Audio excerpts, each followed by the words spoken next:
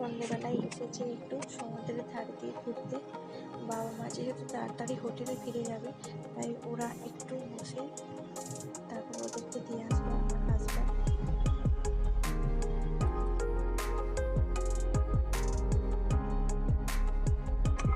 এখন খুব অন্ধকার, তাই দেখা যাচ্ছে না। একেবারে সমুদ্রের ধারেই এসেছি, অন্ধকারের জন্য দেখা যাচ্ছে না, তবু আমি দেখানোর চেষ্টা করছিলাম।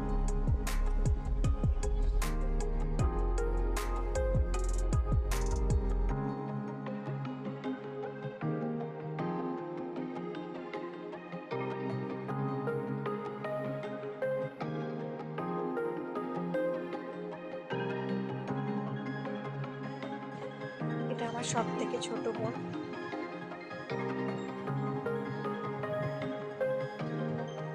আমরা দুই বোনে গল্পও করছিলাম, মজা করছিলাম।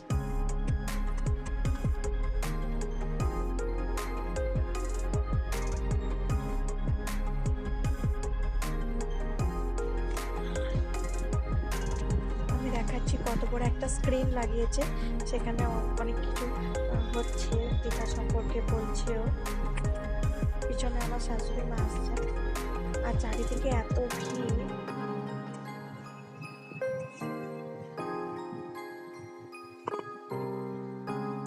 ঠেলার ভিড়ের মধ্যে দিয়ে আমরা যদিও একটু পাশ কাটিয়ে চলে আসছি।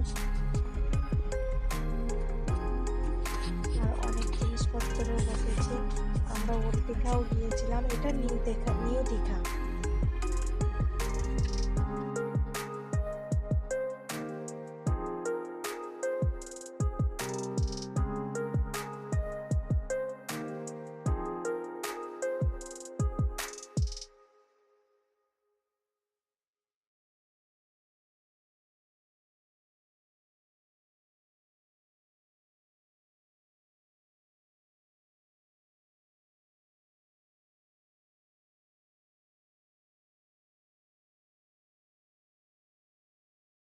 এটা ওল্ড দীঘা, হ্যাঁ এটা ওল্ড দীঘা। ওল্ড দীঘার পাশে যে রাস্তায় যে জিনিসপত্রগুলো বসে, সেগুলোই আমরা দেখছিলাম, কিছু কেনাকাটাও করছিলাম।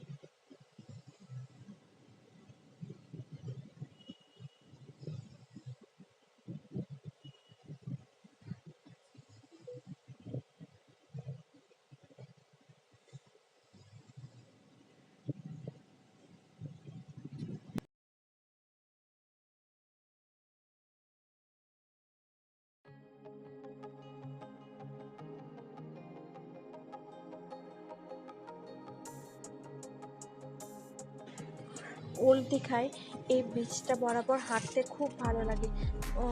কত কিছু জিনিস দেখতে পাওয়া যায়।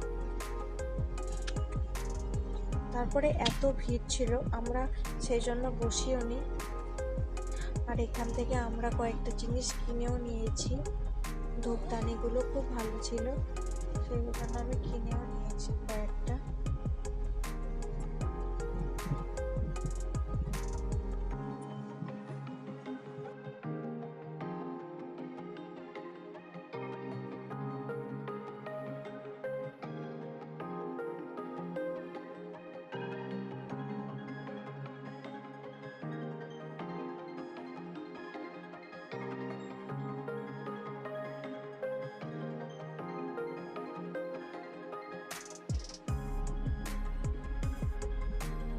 তারপরে আমরা মিত্র ক্যাফেতে গিয়েছিলাম, ওই বিচের ধারে। এটাও ছিল, নতুন খুলেছে এটা, আর খাবারগুলো খুব টেস্টিও ছিল।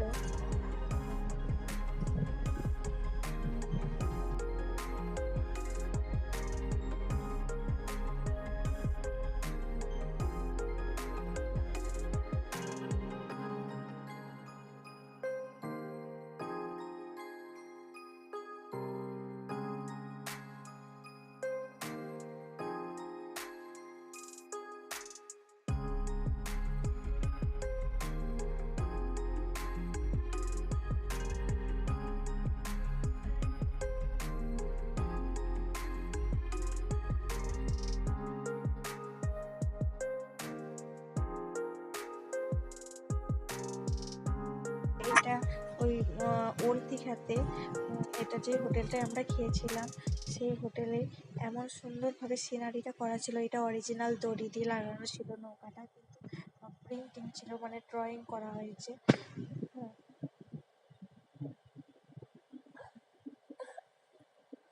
আর সমুদ্রের ধারে এত হাওয়াও দিচ্ছিল,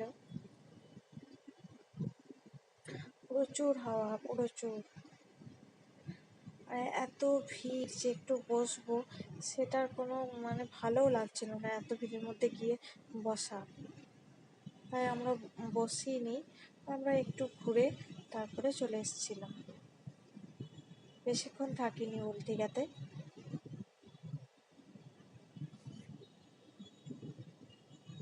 দেখি পরের দিন ভাবছি ওল্ড দীঘাতে আবার যাব, গিয়ে একটু বসার ইচ্ছা আছে। আমার ননদরা গেছে হারিয়ে, ওরা গেছে অন্যদিকে আর আমরা গেছি অন্যদিকে, তাই আমি ননদেরই খুঁজছিলাম।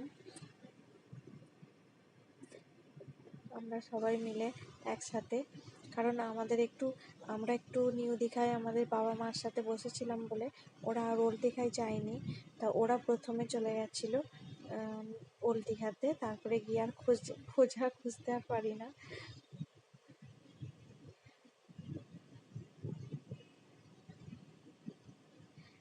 এটা একটা মিত্র ক্যাফে।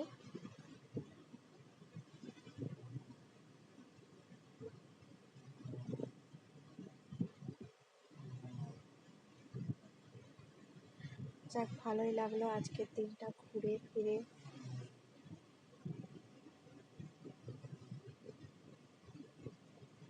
আমার বোন একটা ফোন এসেছিল, তাই ফোনটা আমার কানে ধরিয়ে দিচ্ছে।